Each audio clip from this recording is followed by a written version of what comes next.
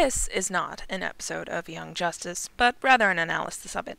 Don't worry, I'm not ripping apart the stories or anybody's favorite character or anything like that.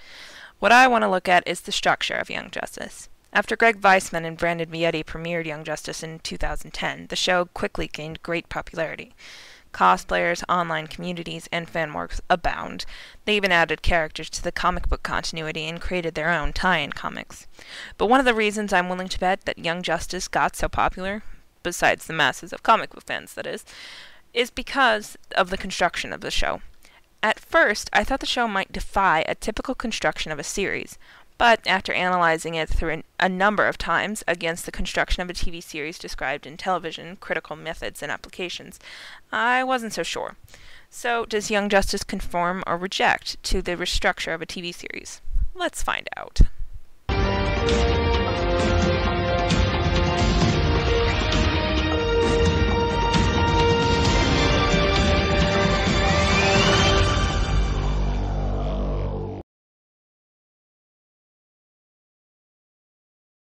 So in the construction of a series, there are a couple of things that you'll pretty much always see under the categories of character and narrative. Under character, you have elements of cast and history, and under narrative, you have constructs of cause and effect and tension. So, how well does Young Justice meet these standards? Pretty well, actually.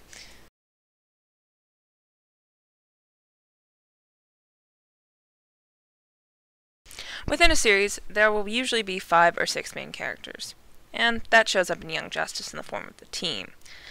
But it doesn't completely conform to the standards. After all, the team expands with Zatanna and Rocket in the series, and they're also occasionally aided by Red Arrow. There's also a larger cast at play with the Justice League and the villains in the show, and these characters are important and need to be remembered for later storylines. Which brings us to the history of a character within a show.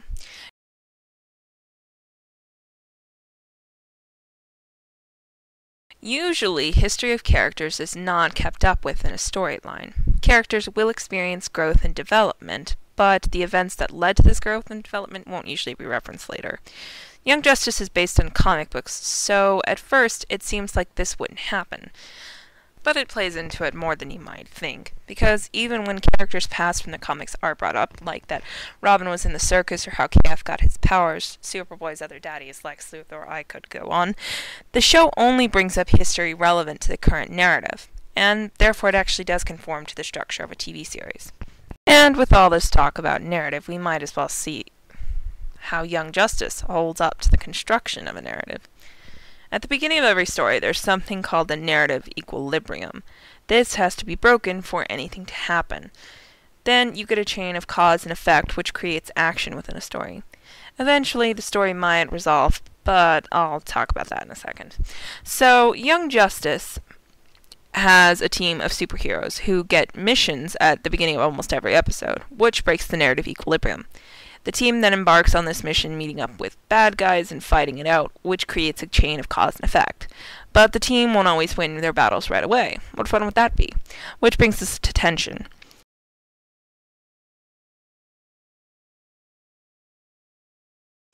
So there's this thing called narrative problematic, and that's something or someone that keeps problems from being immediately resolved, which creates tension. Within each episode, the narrative problematic is usually just something a character needs to learn in order to succeed. Like in Terrors, where Superboy needs to learn how to manipulate people better, or Alpha Males, where Aqualad needs to get into better control of the team.